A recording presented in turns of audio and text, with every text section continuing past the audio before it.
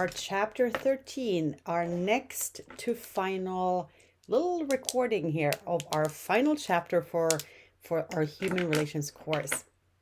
Here we are going to look at etiquette.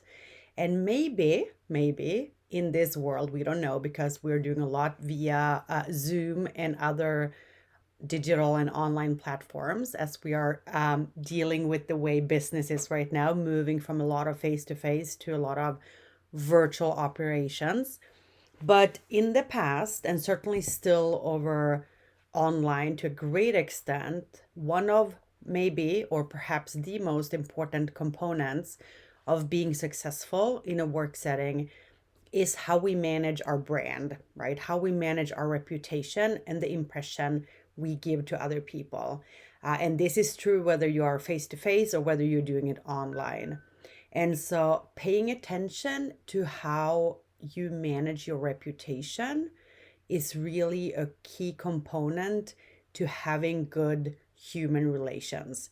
And of course, with that, we would expect you to be more successful in your career. And so, probably a lot of these things you've already seen before. This might be a little bit of a review for you, but it's still worth reflecting on how you are making that first impression, as well as other impressions, right, in your impression management in all of these professional environments. So, the first one we're looking here at is this impression management. And this is really, your first opportunity to make a good impression. And studies have been done that show it takes only a few seconds, right? Before somebody has formed an impression of us. So, we just have to make sure that we are always showing up the way we want to show up because we don't have that much time to make those impressions.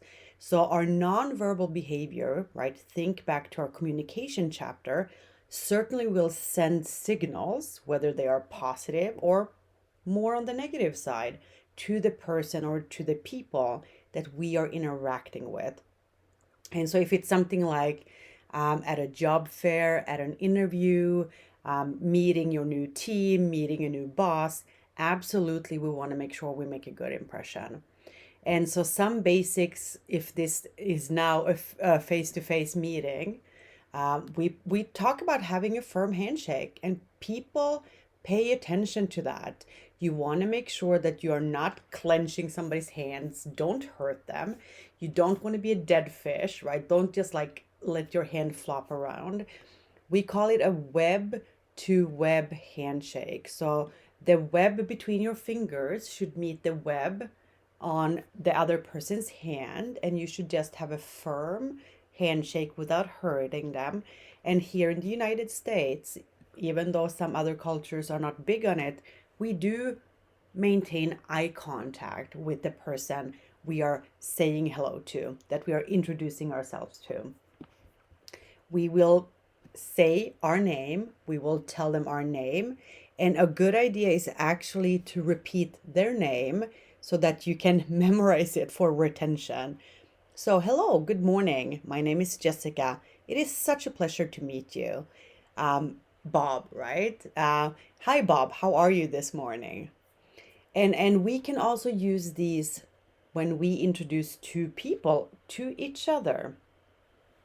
And often we might be wanting to give somebody with a higher title or more seniority, the respect of introducing them first. Um, Again, a lot of these things are changing with generations, but something to keep in mind if that makes sense for your culture or for your situation.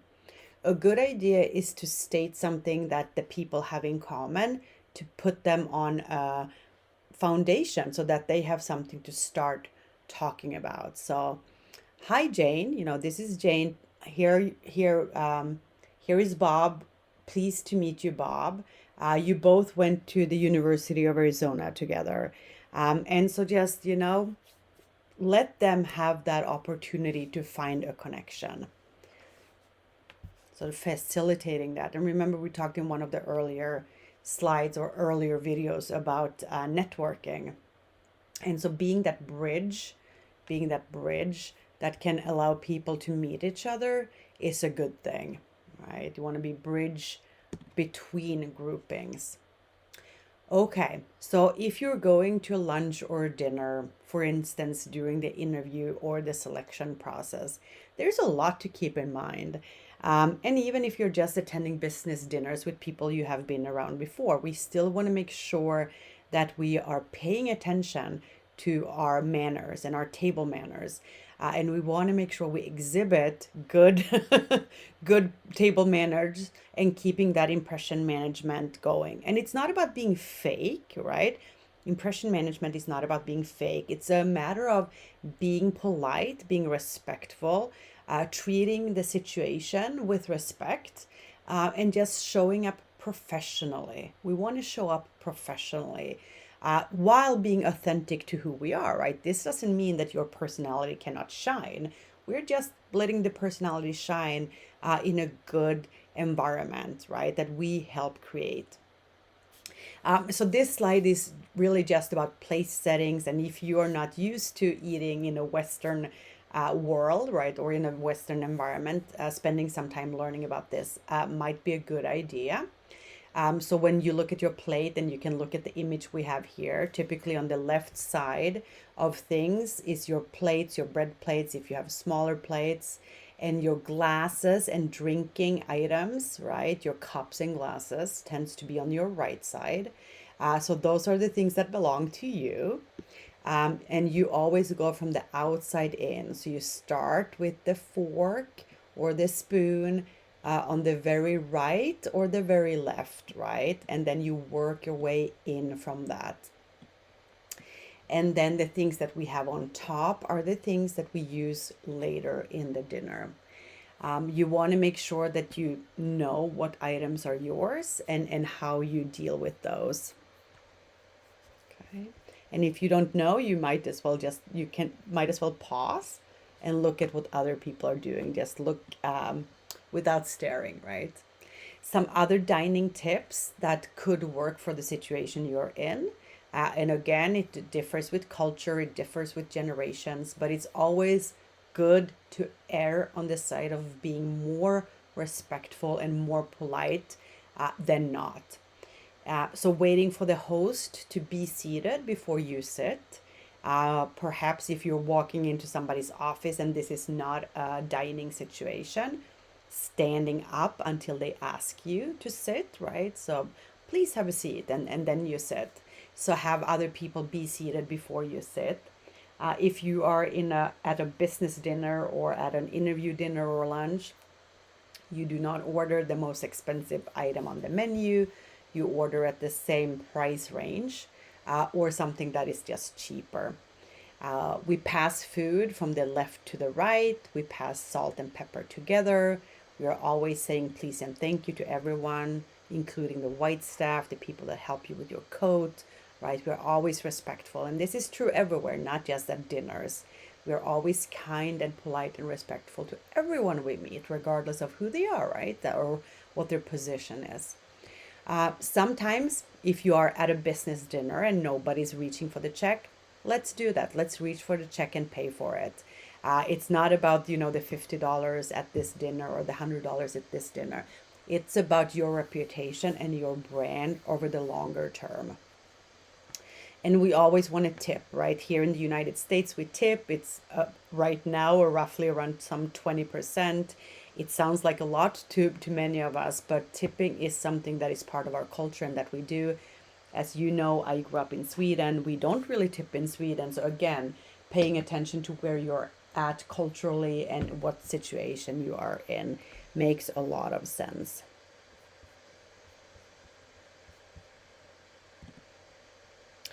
Other things to keep in mind, how do we dress? How do we show up? A general rule is to be a little bit overdressed rather than underdressed. Keeping in mind that this will vary from place to place and region to region, right? The west coast of the United States with the Bay Area and the tech companies are well known for being extremely casual. with people showing up in yoga pants or in jeans and t-shirts to board meetings even. And then you go to Europe where people are in a full suit with a tie, and women are in skirts and high heels, right? So it really varies from region to region. So try to figure out what the people around your industry, your organization, what do they dress? But again, right, the general rule is it's better to be a little bit overdressed than underdressed. If we're talking specifically about a job interview, right, you need to be dressed appropriately. You're not going to show up in jeans or shorts. That is just not okay. Do not show up in a t-shirt, right? And I'm going to say that is not okay, right? I would strongly suggest that you do not do that, right? Very rarely is it okay to show up in those from a sort of success perspective. There is some studies that, if you show too much skin, right, if you wear tank tops, a lot of this research has been done for women, for instance, but it goes for men too, right? If you wear a short sleeved shirt or if you wear a tank top, showing too much skin is not generally seen as a good thing in organizations. And of course, it's very important that we keep our personal style, we keep our individuality, but within that range of what successful people wear in the organization. For some professions like banking, the banking industry tends to be more traditional, and people show up more in suits than in the tech industry, for instance. So it's just paying attention to what are the norms in your industry and your occupation. When it comes to technology and speaking online, communicating online, or in a room with somebody else while you have technology with you, again, it's about respect and being polite and bringing good manners to this. So if you're in a room with somebody, you do not want to be on your screen, whatever that screen is, right? So make sure that you engage in active listening. You look them in the eye, you nod, you ask questions, you paraphrase. Do not pay attention to your phone, your laptop, whatever it is. So we don't do that when we are in conversation with people. We don't do that at the dinner table. We put our phone away. We don't talk loudly on the train, in the restaurants, in public spaces. We should just not do that. When you're writing to people, make sure you use proper communication. And I have to check myself on this often because we're so used to texting now, and we carry that over into email. But there is still a whole culture around how you formally write an email, how you write memos, how you do phone calls. And so not bringing that texting speak in unless that is the jargon of your organization, right? And then that is okay. But generally, I'm speaking generally here. Again, right, put your phones away. Don't use them in the restroom. That's not sanitary, and it's not a good look if you're in the restroom with somebody from the organization. And be mindful of how many emails you send. Don't clog up people's emails. You don't need to be visible with email. Be targeted with who you put on the email and who you send the email to.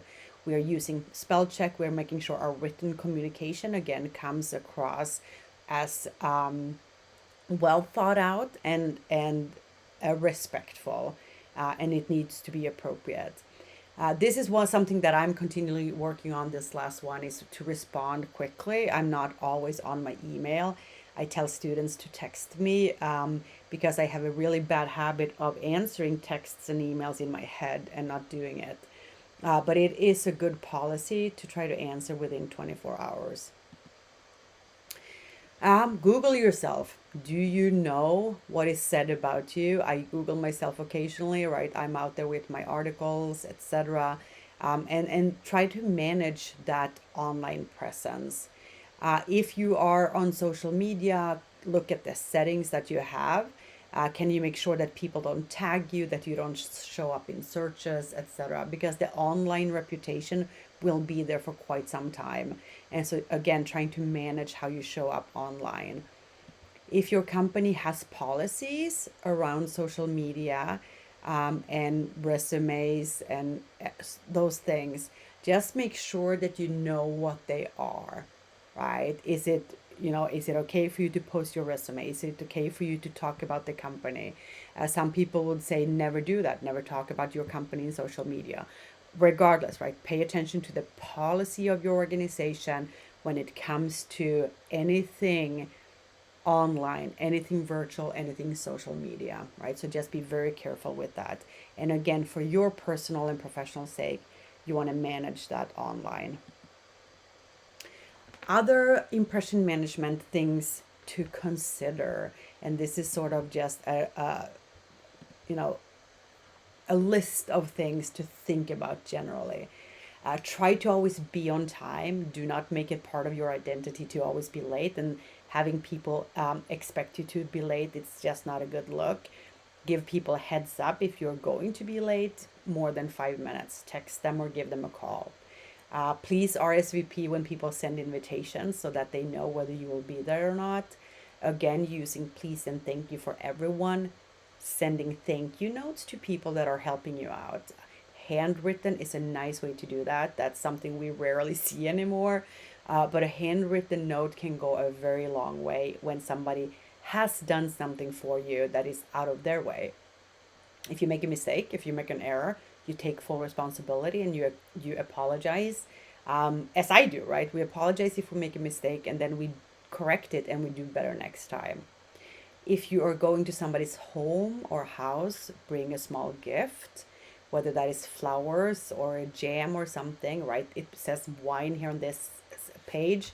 Again, that might not always be appropriate. So just be mindful of what you can bring, but bring a small gift.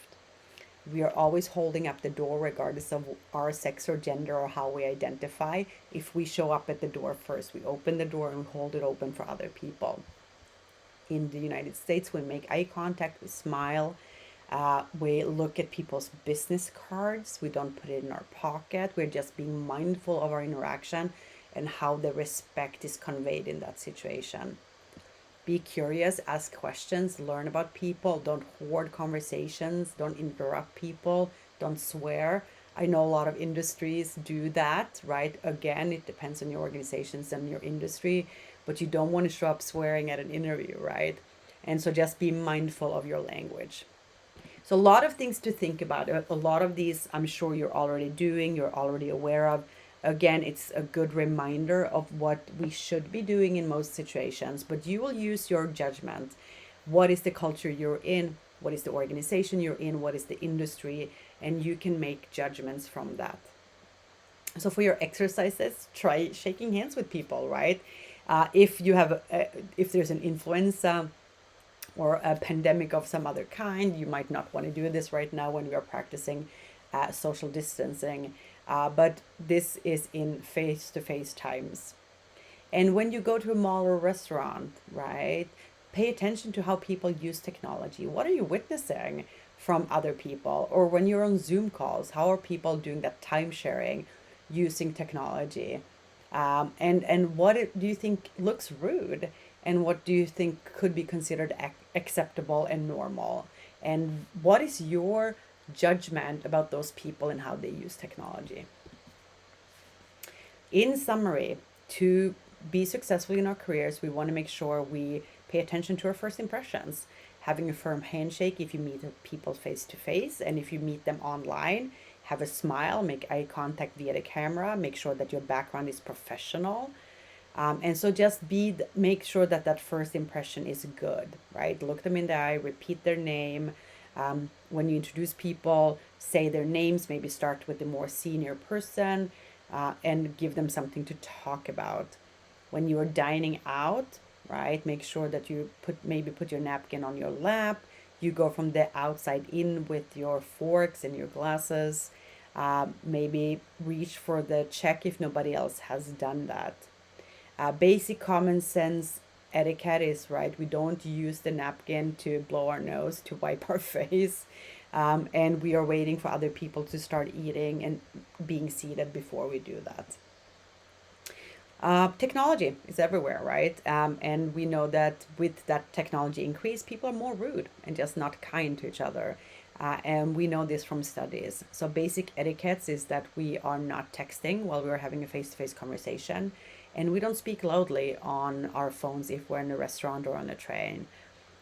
Don't copy everyone on the email. Make sure that you use spell check, use proper grammar. Don't use texting language in your email conversations. And be careful with what you're posting online, what you're commenting. This is our reputation and it follows us everywhere. Other tips for etiquette include sending thank you notes, not emails. Do a handwritten if you can. Being on time, being respectful, keeping your commitments, and making sure other people are involved in the conversation. Be curious, ask questions, don't interrupt people, don't hoard the conversation. So, with that, we're going to close this conversation and I'm going to see you back for resumes and interviews. So, with that, take care and see you soon. Bye.